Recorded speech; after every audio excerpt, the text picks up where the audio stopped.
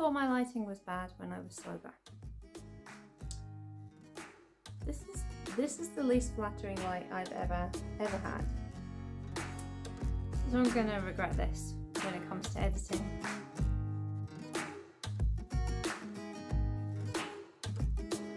Hi and welcome to my channel. My name is Sarah and I love to talk about books. And before I start, just a little confession. So I have spent the day, that's why I look a bit dishevelled, I've spent the day sitting, well, I was going to say in the sunshine, sitting in the non-rain on the banks of Loch Lomond with a whole bunch of my friends, their dogs, their kids, and we've had barbecues, we've had drinks, we've chatted. Some people were out in the water in kayaks and on paddleboards.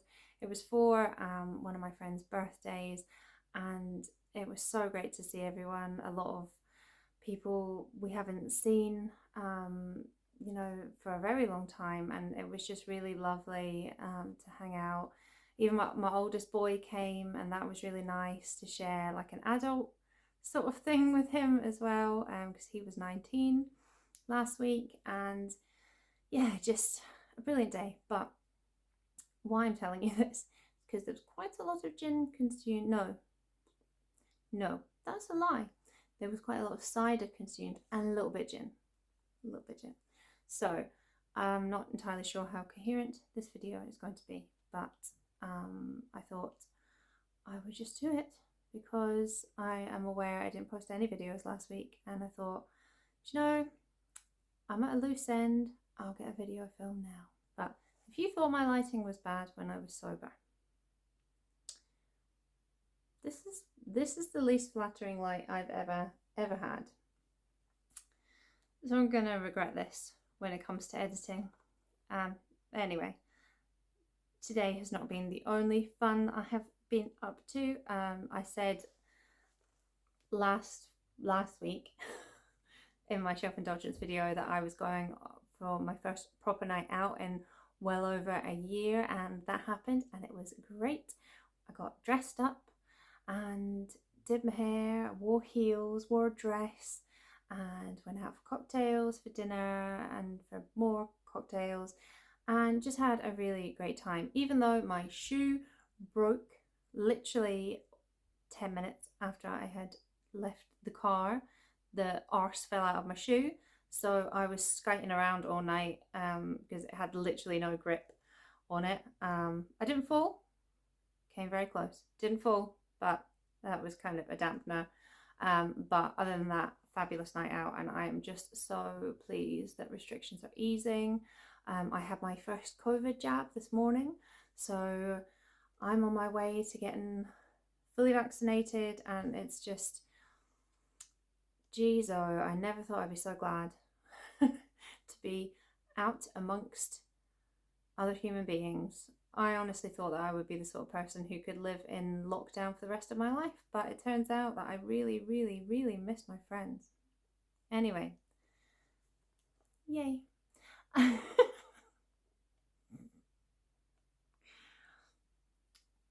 not funny. Anyway, what have I been? In fact, no, we're not talking about books yet, because we're going to talk about something more important than books that I keep forgetting to talk about in my videos. I have reached 200 subscribers. In fact, I'm beyond 200 subscribers now. I think I'm at like 210 subscribers.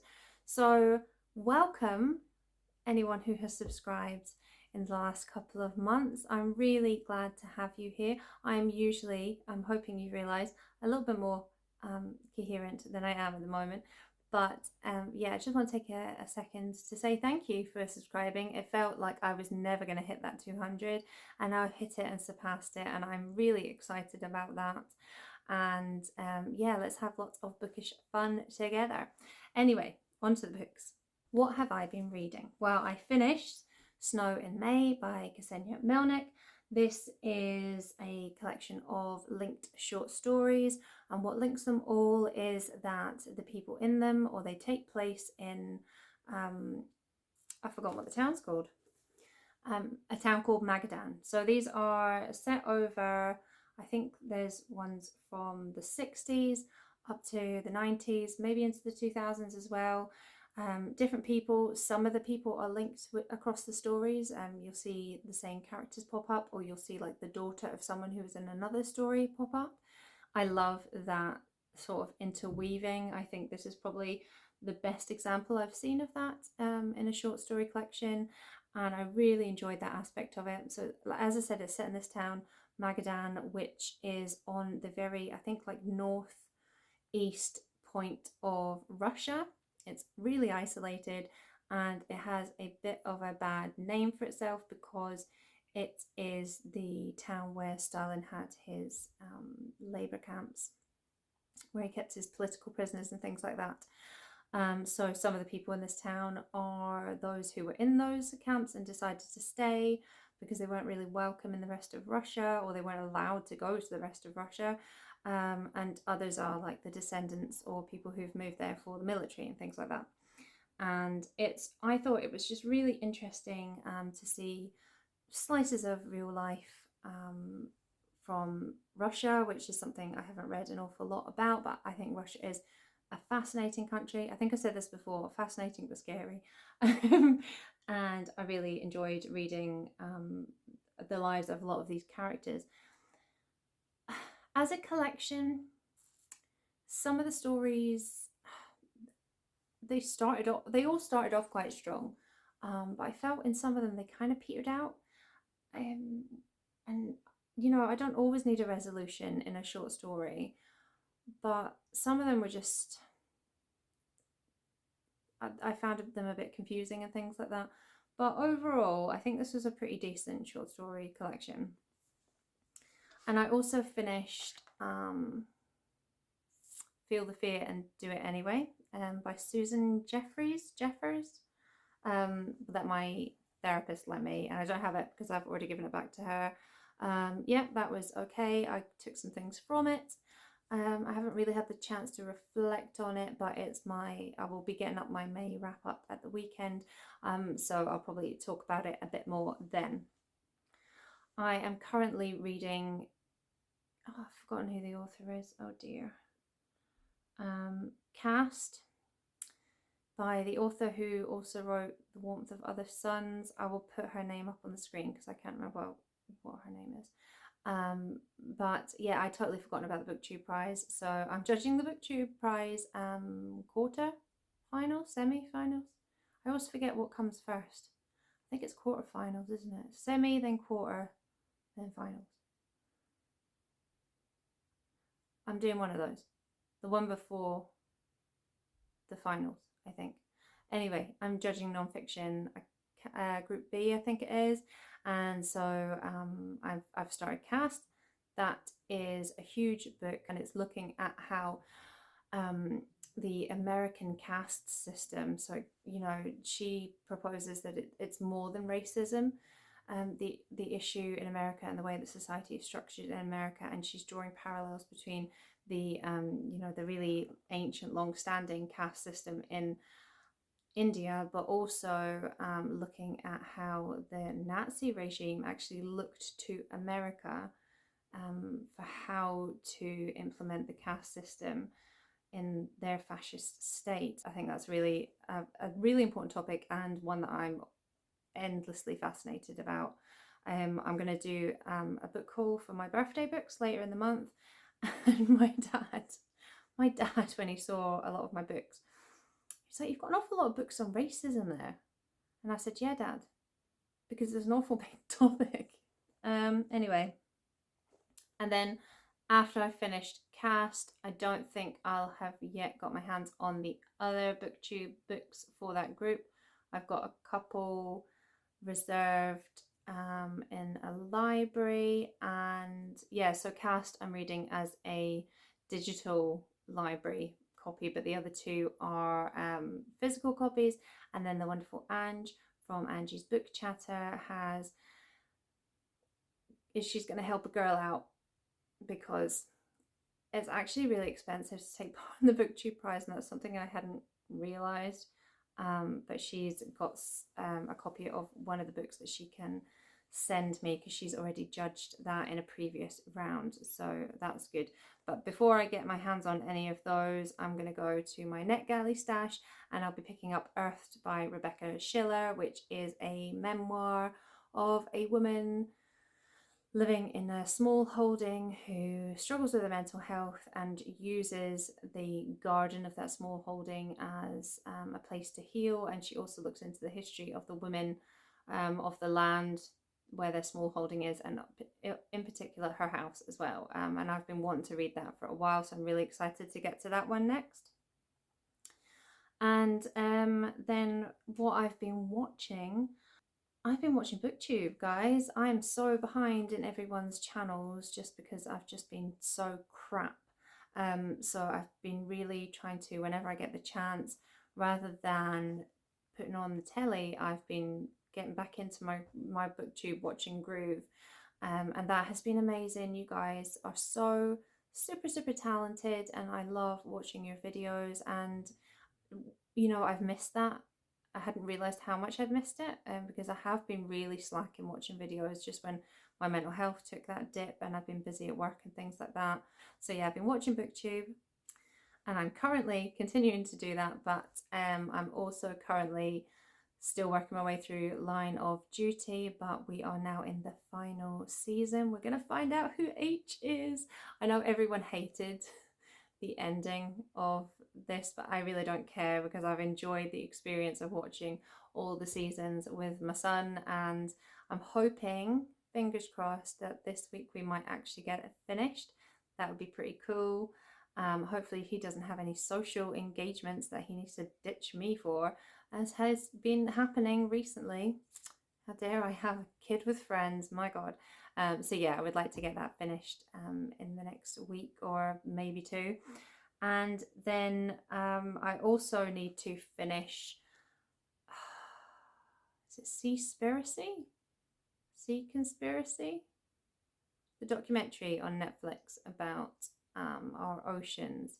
I started watching that the other night, or the other evening, because the kids were still awake, and they ended up sitting down and watching it with me. My younger two are really into, well, particularly my middle boy. I call him like the animal whisperer. He loves animals, and he's quite fascinated with sharks and things, and they both love boats.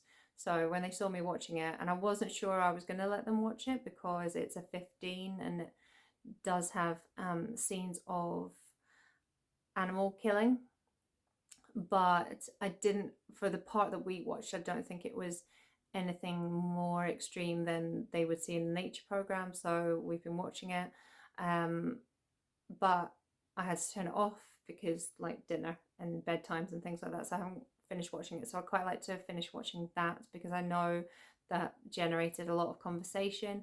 I'm quite surprised at some of the things I've learned so far already, in terms of the content of the plastic in the oceans, and you know how we're all now using these disgusting paper straws which have ruined McDonald's milkshakes for me, but I'm not, you know, I would rather do that than use plastic straws. Cotton buds and things like that, and how it's clogging up the ocean, and big changes are coming in, well, have come in around plastic bags and all that sort of stuff. And then to see how small the percentage of pollution from that compared to the fishing industry was, that was a big eye-opener. So I think I'm going to learn a lot from that. It's already making me feel guilty, because I thought, you know, for sustainability and things, I thought, well, we'll eat less meat and we'll eat more fish. But it turns out that's a fucking problem too. And I literally, I would like to be a vegan, but I can't be arsed. I know that sounds really selfish, but I have kids that it's hard enough to get them to eat things in the first place. And, you know, well, my youngest, I think he's a natural born vegan anyway, because he does not like meat. But particularly for my older two, like, there's no way I could get them on a vegan diet. And yeah, like, I think I'd be quite happy mainly as a vegan, but it's just not really doable with kids. And I know there's now someone going to jump in the comments going, well, I've got 17 children and I think you'll find they all love mung beans. But for me in my situation, it's hard. So yeah, now I just feel guilty about every single damn thing I ever put in my mouth, anything I clean my ears with, anything I drink with. Like, it's just, I hate what we've done to this planet. Humans are filth. We really are. We're horrible to the planet, we're horrible to each other. Just pisses me off, man. And now we're all having to drastically change the way we live if we want to save the planet, whereas bloody boomers and all of that lot, if they'd made smaller changes as they went along, we would not be in this situation. But I will get off my high horse. So that, if any of that made sense, that is what I have been reading and watching in the past week or two. What else? The job interviews.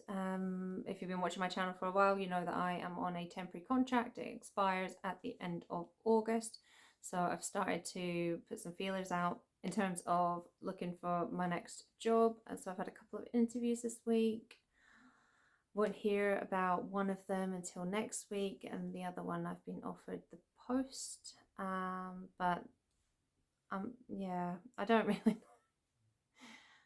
know. Like, literally, if someone just wants to give me money to read books, that would solve a lot of my problems. Yeah, I just don't know what I want to be when I grow up, to be honest.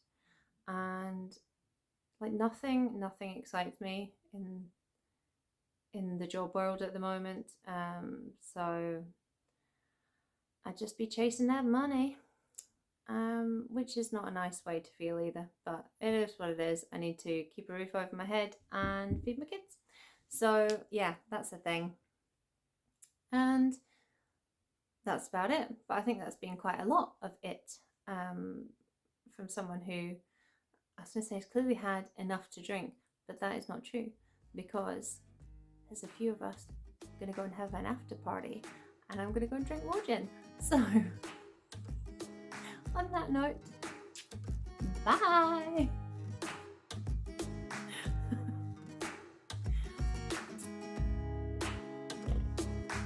Anyway,